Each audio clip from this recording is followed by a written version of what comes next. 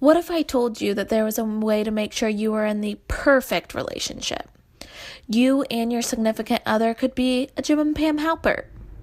Okay, well, unfortunately, there's nothing to make you that perfect, but there is something that might at least help you be, a Dwight and Angela.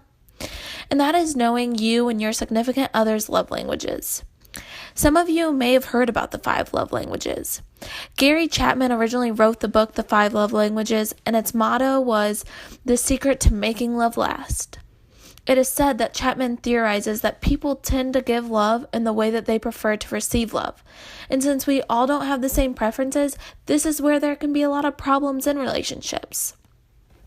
With this being said, how many of you have actually taken the quiz? And I mean taken it seriously. You even might need to take it yearly because you never know how your feelings might change on what is important to you. One year, you might be a Robin whose love languages matches up with Ted. Then the next year, you might be Robin whose love languages matches up with Barney. So as I mentioned, there are 5 love languages. The first one is words of affirmation.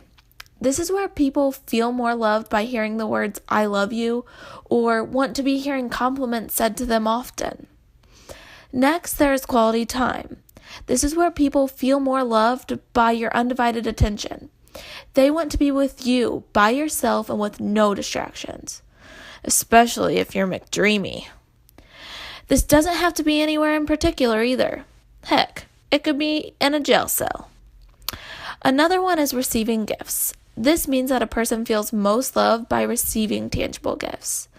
This may be someone showering you in chocolates and flowers and jewelry, or it could honestly just mean someone bringing you home a piece of pizza. I won't lie, guys. When I took the quiz, this was tied for first for me. So this brings me to acts of service. This is saying someone feels more loved by actions than words.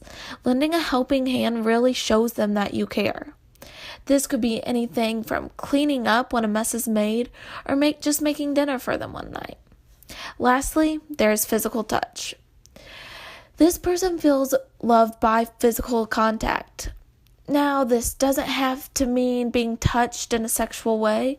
It could just be a simple hug or a kiss. And of course, it could be more than that as well, if you know what I mean. With all this being said, please do yourself a favor and take the quiz. You can take it if you're single, and you can take it if you're in a relationship.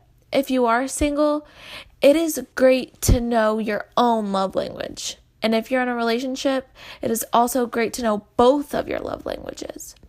I would like to inspire you guys with a story. So once upon a time, there was a girl who took the love languages quiz. And at that time, she had just gotten a boyfriend. She thought she liked certain things, and her results came back like this.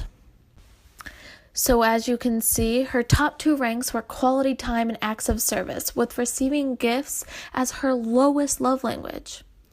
So almost 3 years later, still dating that same boy, she took the quiz again, and these were her results.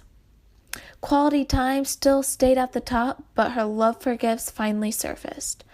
So before this, her boyfriend was still pleasing her love languages from her first quiz, and this is how their relationship was going. Then she informed her boyfriend of her new scores, and he took it upon himself and updated her on his as well. Then he took the initiative and started giving her gifts. And then this is how their relationship was going. The end. What a beautiful story. And well, that might have been dramatized quite a bit. But it really will benefit you individually and your relationship to know your love languages. So please, everyone in your free time, I encourage all of you to take the quiz at this link and be your perfect couple.